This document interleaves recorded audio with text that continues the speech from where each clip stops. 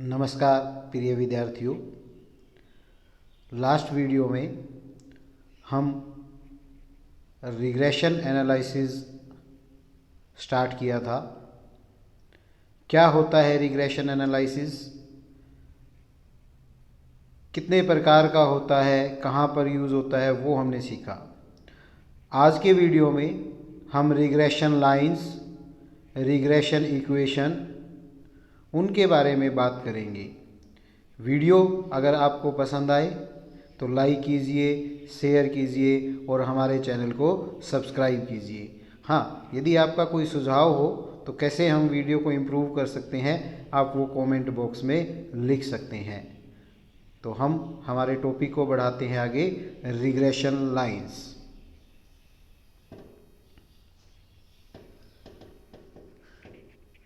Regression lines. Regression line depict the average relationship between the variable under the study. उनके औसत संबंध को बताती है। In the case of two variable x and y, there will be two regression line. दो regression line होंगी x and y की, x on y and y on x.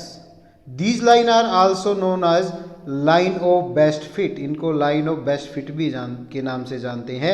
By using these line we can calculate the value of dependent variable. dependent variable की value हम निकाल सकते हैं जबकि हमने another independent variable की वैल्यू का पता हो। रिग्रेशन लाइन दो होती हैं। Regression line x on y और y on x। x on y में x डिपेंडेंट वेरिएबल है, y इंडिपेंडेंट वेरिएबल है। और regression line y on x में y डिपेंडेंट वेरिएबल है, x इंडिपेंडेंट वेरिएबल है। Regression line x on y हमें बताती है most probable value of x for the given value of y। y की जब वैल्यू दे रखी हो तो x की मोस्ट प्रोबेबल वैल्यू क्या होगी उसके बारे में बताती है। Regression line y on x ये हमें बताती है most probable value of y when the value of x is given. जब x की वैल्यू दे रखी है तो y की वैल्यू क्या होगी उसके बारे में बताती है। फिर है नेचर। क्या नेचर है इनका, क्या प्रकृति है इन लाइंस की, क्या रिलेशनशिप है कोरिलेशन और रिग्रेशन में। One regression line if correlation between two variable is either perfect positive or perfect negative, that is plus minus 1 or then there will be only one line for x on y and y on x. both variable के लिए एक ही line होगी। in this case regression line will be coincide each other, बिल्कुल एक दूसरे के ऊपर होगी। तो फॉलोइंग फिगर से हमें पता लगता है, जैसे फिगर ए में जहां पर r की वैल्यू पॉजिटिव 1 है तो x on y और y on x सेम एक ही लाइन है और नीचे से ऊपर की तरफ जा रही है, इनकी डायरेक्शन अपवर्ड है तो ये पॉजिटिव कोरिलेशन है। अगर ये डाउनवर्ड है, ये कह सकते हैं राइट टू लेफ्ट है तो नेगेटिव कोरिलेशन है। और ये परफेक्ट एक दूसरे के बिल्कुल ऊपर से जा रही है तो ये negative perfect negative correlation, that is r हमारा यहाँ पर -1 होगा और यहाँ पर आर हमारा +1 होगा, उसको दर्शाती है। Parallel line when the correlation between x and y variable is 0। जो कोरिलेशन है वो अगर हमारा 0 है, दैट मीन्स x और y के बीच में कोई संबंध नहीं है। रिग्रेशन लाइन एक दूसरे को इंटरसेक्ट करेंगी। In the situation these line are right angle and parallel with o axis and y axis. जैसा इसमें हमें नजर आ रहा है डायग्राम में, ये हमारी o y के पैरेलल है, ये हमारी o x के पैरेलल है और एक दूसरे को 90 डिग्री पे इंटरसेक्ट कर रही हैं। तो यहाँ पर अब सेंस ऑफ कोरिलेशन है, r हमारा 0 होगा, तब ऐसी रिग्रेशन लाइंस आती है। उसके बाद है these line cut each other at the point of average. Both regression line cut each other at the point which is the average of x and y variable. X variable और Y variable के औसत को वो दर्शाता है जहाँ पर एक दूसरे को कट करती है। ये हमारी एक्स ऑन वाई है, ये वाई ऑन एक्स है। तो अगर हम जहाँ पे ये इंटरसेक्ट करती है वहाँ से एक्स एक्सिस पर परपेंडिकुलर डालते हैं तो ये एक्स बार को डिनोट करता है, और वाई पर डालते हैं तो ये वाई बार को डिनोट करता है। ये वाई वेरिएबल के औसत को बताता है और ये एक्स वेरिएबल के औसत को बताता है, जैसा कि डायग्राम में दिखाया गया है। फिर है closer regression line depict high degree and the district regression line depict low degree of correlation. If two regression line are closer to each other, जैसे फर्स्ट पॉइंट में है तो एक दूसरे के बहुत ज़्यादा नज़दीक हैं तो हाई डिग्री ऑफ कोरिलेशन को रिप्रेजेंट करती है, और इनकी डिस्टेंस ज़्यादा है, जैसे सेकंड पिक्चर में है तो इनके बीच की डिस्टेंस क्या है, ज़्यादा है, तो ये लो डिग्री ऑफ कोरिलेशन को रिप्रेजेंट करती है। Regression line rising from left to right depict the positive, जैसे हमने बताया राइट टू लेफ्ट तो है, that means downward to upward है तो पॉजिटिव, और upward to downward right left to right side है तो ये पॉजिटिव, और on the contrary these line move from right to left, that means upward to downward, that shows the negative correlation को ये show करती है। ये पॉजिटिव कोरिलेशन को शो करती है डाउन टू अप की तरफ जो जा रही है। तो इस प्रकार से हम रिग्रेशन लाइन के बेस पर कोरिलेशन का अध्ययन कर सकते हैं, वैल्यू को प्रेडिक्ट कर सकते हैं। जबकि हमें एक वेरिएबल की वैल्यू दी हो तो दूसरे इंडिपेंडेंट वेरिएबल की वैल्यू अगर हमें दी है तो हम डिपेंडेंट वेरिएबल की वैल्यू का पता कर सकते हैं। रिग्रेशन इक्वेशन क्या होती है? Regression equation are use to describe the variation in the value of variable for the given change in the variable. अगर एक वेरिएबल में चेंज आता है तो गिवन वेरिएबल में क्या चेंज आएगा वैल्यू में, उसको बताती है। Regression equation are the algebraic expression of regression line. जो रिग्रेशन लाइन हमने पढ़ी वो ग्राफिकली थी, उसको अगर हम अलजेब्रिक रूप में बताएं तो फिर वो रिग्रेशन इक्वेशन से हमारा रिलेशन निकलता है। इन अदर वर्ड, दूसरे शब्दों में हम कह सकते हैं regression equation x on y reflect the variation in the value of x for the given change in y. Similarly, regression equation of y on x reflect the variation in the value of y for the given change in x. These regression equation are known as the estimating equation. हम इसको estimating equation भी बोलते हैं। दो तरह की regression line होती है, दो तरह की रिग्रेशन इक्वेशन होती है, x ऑन y और y on x। Regression equation y on x, regression equation x on y। y on x में y डिपेंडेंट वेरिएबल है, x इंडिपेंडेंट है, और x ऑन y में x डिपेंडेंट वेरिएबल है, y independent variable है। तो regression equation y on x क्या होगी? y is equal to a plus b x.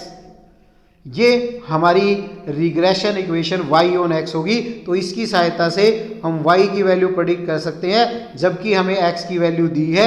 a और b कांस्टेंट वैल्यू है, a इंटरसेक्ट को बताता है, a और b are constant value, y variable is dependent, x variable is independent. a is the intersect और b is the slope of line.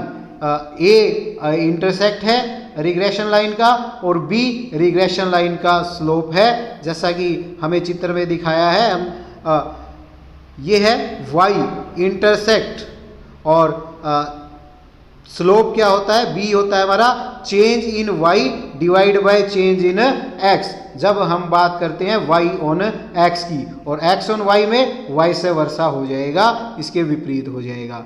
तो ये a और b की वैल्यू होती है। इसी प्रकार y on x on y होगी x is equal to a plus b y. x हमारा डिपेंडेंट वेरिएबल है यहाँ पे, y हमारा इंडिपेंडेंट वेरिएबल है, a b दोनों कांस्टेंट है, x डिपेंडेंट वेरिएबल है, y इंडिपेंडेंट वेरिएबल है, a is the x intersect, b is the slope of line. तो कैसे हम इनको निकालते हैं, दैट इज ये है हमारा a slope of X, sorry intersect of X, और ये है हमारा जो चेन से हमने दिखाया था कि चेंज इन एक्स और चेंज इन वाई, उसमें क्या आ जाएगा, उसमें change in y divide by change in x था, इसमें change in x divide by change in y is equal to b. तो इस प्रकार से हम ए और बी की वैल्यू को निकाल सकते हैं, ये हमारे कांस्टेंट हैं। फिर बात आती है regression coefficient. What is the regression coefficient? Regression coefficient are the device for measuring the average change in value of one variable for a unit change in the value of another variable। एक variable की value में अगर unit change आता है तो दूसरे variable की value में क्या औसत परिवर्तन आता है उसको हम रिग्रेशन कोफिशिएंट की सहायता से मेजर करते हैं। वो डिवाइस है जो हमें बताता है कि एक वेरिएबल में अगर एक यूनिट का चेंज आया है तो दूसरे डिपेंडेंट वेरिएबल में क्या चेंजेस आएंगे, वो रिग्रेशन कोफिशिएंट से हमें पता लगता है। Regression coefficient is the description of the slope of regression line. Regression line के स्लोप का वो व्याख्या करता है कि रिग्रेशन लाइन का स्लोप क्या था, एक में चेंज आने थे, दूसरे में क्या चेंज आ रहा है, तो वही बता रहा है एक वेरिएबल की एक यूनिट में चेंज आता है तो दूसरे वेरिएबल में क्या चेंजेस आएंगे उसके बारे में हमें रिग्रेशन कोफिशिएंट बताता है। जिस प्रकार रिग्रेशन लाइन दो तरह की होती है उसी प्रकार रिग्रेशन कोफिशिएंट भी दो तरह का होता है। Regression coefficient y on x और दूसरा है हमारा x ऑन y। तो दो तरह का रिग्रेशन कोफिशिएंट हमारा होता है, x ऑन y और y on x। Regression coefficient y on x depict the average change in the value of y variable. y variable जो हमारा डिपेंडेंट वेरिएबल है उसकी वैल्यू में क्या चेंज आएगा, यदि x वेरिएबल में 1 यूनिट का चेंज आ जाए जो कि हमारा इंडिपेंडेंट वेरिएबल है, उसमें अगर 1 यूनिट का चेंज आता है तो y डिपेंडेंट वेरिएबल में कितना चेंज आएगा उसको बताता है। इसको हम by(x) से डिनोट करते हैं, स्मॉल by(x) से डिनोट करते हैं और इसकी वैल्यू होती है by(x) is equal to r हमारा coefficient of correlation into standard deviation of y divide by standard deviation of x। r हमारा कोफिशिएंट ऑफ कोरिलेशन है और सिग्मा y हमारा standard deviation of y series है और sigma x हमारा standard deviation of x series है। इसी प्रकार हमारा y x ऑन y होगा। x ऑन y हमें बताता है कि x हमारा डिपेंडेंट वेरिएबल है और y हमारा इंडिपेंडेंट वेरिएबल है। इंडिपेंडेंट वेरिएबल y की 1 यूनिट चेंज आने से x वेरिएबल में क्या बदलाव आएगा उसके बारे में बताता है। इसको हम bxy से डिनोट करते हैं, r standard deviation of x divide by standard deviation of y। उससे रिवर्स हो जाएगा, r हमारा कोफिशिएंट ऑफ कोरिलेशन है, सिग्मा x हमारा स्टैंडर्ड डेविएशन ऑफ x है, सिग्मा y हमारा standard deviation of y series है। इस प्रकार से हम इन कोफिशिएंट ऑफ कोरिलेशन को निकाल सकते हैं। क्या प्रॉपर्टी है ये आपके एग्जाम पॉइंट ऑफ व्यू से और चैप्टर को अच्छे से करना है, प्रैक्टिकल क्वेश्चन तो इंपॉर्टेंट है। The product of two regression coefficient, जो दो रिग्रेशन कोफिशिएंट हैं उनका प्रोडक्ट कभी भी एक से ज्यादा नहीं होता। एक हो सकता है लेकिन एक से ज्यादा नहीं हो सकता। The product of both the regression coefficient can not be more than 1, एक से ज्यादा नहीं हो सकता। If value of one coefficient is more than 1 then the value of another coefficient will be less than 1। एक की अगर वैल्यू एक से ज्यादा होगी तो दूसरे की वैल्यू एक से कम होगी, दोनों को मल्टीप्लाई करेंगे तो उनकी वैल्यू कभी भी एक से ज्यादा नहीं होती, क्योंकि r हमारा इज इक्वल टू होता है by(x) into bxy under the root. तो r की वैल्यू हमेशा ±1 के बीच में रहती है, तो इनकी वैल्यू भी कभी भी दोनों के प्रोडक्ट की वैल्यू एक से ज्यादा नहीं होगी। अगर एक की वैल्यू ज्यादा आएगी एक से तो दूसरे की कम आएगी, वो दोनों को बैलेंस करते हुए दोनों के प्रोडक्ट की वैल्यू हमेशा एक या उससे कम रहेगी, एक से ज्यादा कभी नहीं होगी। Both the regression coefficient have the same sign. अगर एक पॉजिटिव है तो दूसरा भी पॉजिटिव होगा, एक नेगेटिव है तो दूसरा भी नेगेटिव होगा और r की वैल्यू भी वही पॉजिटिव और नेगेटिव होगी। both the regression coefficient will be the same sign. It is not possible one is positive and another is negative. ऐसा पॉसिबल नहीं है, दोनों का एक ही डायरेक्शन में जाएंगे, क्योंकि संबंध तो उनका या तो पॉजिटिव है या नेगेटिव है, इसलिए एक ही डायरेक्शन में जाएंगे, कभी भी उनकी वैल्यू एक की पॉजिटिव और एक की नेगेटिव नहीं होगी, ये आपको ध्यान रखना है। ज्योमेट्रिक मीन रिग्रेशन इक्वेशन का हम निकालते हैं तो वो कोफिशिएंट ऑफ कोरिलेशन के इक्वल टू होता है। The coefficient of correlation is the geometric mean of regression coefficient of correlation. Regression coefficient of जो कोरिलेशन है उनका geometric mean that is b x y b y x दोनों को multiply करके उनका स्क्वायर रूट निकालते हैं तो वो आर के इक्वल टू होता है। तो आर की वैल्यू के बराबर होता है, कोफिशिएंट ऑफ कोरिलेशन के बराबर होता है। ये बात ध्यान रखना, क्योंकि प्रैक्टिकल क्वेश्चन करते हुए हमें इसकी जरूरत पड़ेगी। कैसे, अगर हम इसको प्रूफ करना चाहें तो कैसे करेंगे? हमारा regression coefficient y on x होता है r standard deviation of y divide by standard deviation of x, और x ऑन y होता है r standard deviation of x divide by standard deviation of y। दोनों को मल्टीप्लाई कर देंगे, solve करेंगे तो r आ जाएगा हमारा bxy byx के बराबर, r स्क्वायर आ गया हमारा, तो रूट निकालेंगे तो r आ गया हमारा bxy byx के स्क्वायर रूट के बराबर। तो इसको हम ज्योमेट्रिक मीन भी दोनों का बोल सकते हैं। Coefficient of correlation and regression coefficient will be the same. Sign जो होते हैं कोफिशिएंट ऑफ कोरिलेशन के और रिग्रेशन कोफिशिएंट के वो सेम होंगे। If both the regression coefficient bxy byx positive है तो कोफिशिएंट ऑफ कोरिलेशन भी पॉजिटिव होगा, दोनों अगर नेगेटिव हैं तो कोफिशिएंट ऑफ कोरिलेशन भी हमारा नेगेटिव होगा। तो दैट मीन्स हम ये भी कह सकते हैं कि दोनों रिग्रेशन कोफिशिएंट और कोफिशिएंट ऑफ कोरिलेशन या तो तीनों ही पॉजिटिव होंगे या तीनों ही नेगेटिव होंगे। Shifting of scale affect the regression coefficient but shifting of origin does not affect the regression coefficient. जैसा हमने कोफिशिएंट ऑफ कोरिलेशन में पढ़ा था, अगर हम स्केल और ओरिजिन को चेंज करते हैं तो कोफिशिएंट ऑफ कोरिलेशन पे उसका कोई इंपैक्ट नहीं है, लेकिन रिग्रेशन में ऐसा नहीं है। अगर हम स्केल को चेंज करते हैं तो कोफिशिएंट ऑफ रिग्रेशन पर उसका इंपैक्ट पड़ेगा, ओरिजिन को चेंज करने का रिग्रेशन कोफिशिएंट पर इंपैक्ट नहीं पड़ेगा। इस बात को ध्यान रखना है। Emphasize regression coefficient are the independent of change of origin. Change of origin का उस पर कोई इंपैक्ट नहीं है, लेकिन अगर हम उसकी स्केल को शिफ्ट करते हैं तो it will also be affected. Coefficient of regression हमारा प्रभावित होता है, तो हमें फार्मूले में एडजस्टमेंट करनी पड़ती है। ये ध्यान रखें, जब करेंगे तो और इसको बेहतर क्लियर करेंगे कि क्या क्या चेंज करना है। इफ r इज 0 तो bxy byx भी 0 होंगे। दैट मीन्स उनके बीच में कोई संबंध नहीं है। तो कोफिशिएंट ऑफ कोरिलेशन क्या बताता है, कोफिशिएंट ऑफ रिग्रेशन क्या बताता है कि एक में एक यूनिट चेंज आने से दूसरे में क्या चेंज आया। जब दोनों में कोई रिलेशन नहीं है तो एक की वैल्यू में चेंज आने से दूसरे में क्या चेंज आएगा, कोई चेंज नहीं आएगा। तो ये बताता है जब उनमें कोफिशिएंट ऑफ कोरिलेशन 0 है तो bxy और byx दोनों ही 0 होंगे। ये आपको ध्यान रखना है। Arithmetic mean two regression coefficient का आइदर इक्वल टू और greater than the value of coefficient of correlation bxy plus byx का अगर हम एवरेज लेते हैं या तो वो r के इक्वल होगा या r की वैल्यू से ज्यादा होगा। कभी भी r की वैल्यू से उन दोनों का औसत कम नहीं होगा।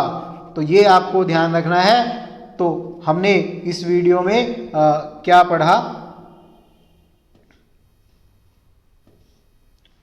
इस वीडियो में हमने regression lines, regression equations, regression coefficient और रिग्रेशन कोफिशिएंट को हम कैसे निकालते हैं, रिग्रेशन कोफिशिएंट की क्या प्रॉपर्टीज हैं, उनके बारे में जाना। आई होप आप लोगों को समझ आया होगा। अगर हमारी वीडियो पसंद आए लाइक कीजिए, शेयर कीजिए और हमारे चैनल को सब्सक्राइब कीजिए। प्रेस द बेल आइकॉन ताकि आपको जैसे ही कोई नया वीडियो अपलोड हो नोटिफिकेशन मिल जाए। Thank you for watching. Next video में हम इनके प्रैक्टिकल एस्पेक्ट को करेंगे। आई होप आप लोगों को अच्छे से समझ आ रहा होगा। Thank you very much. Have a nice time.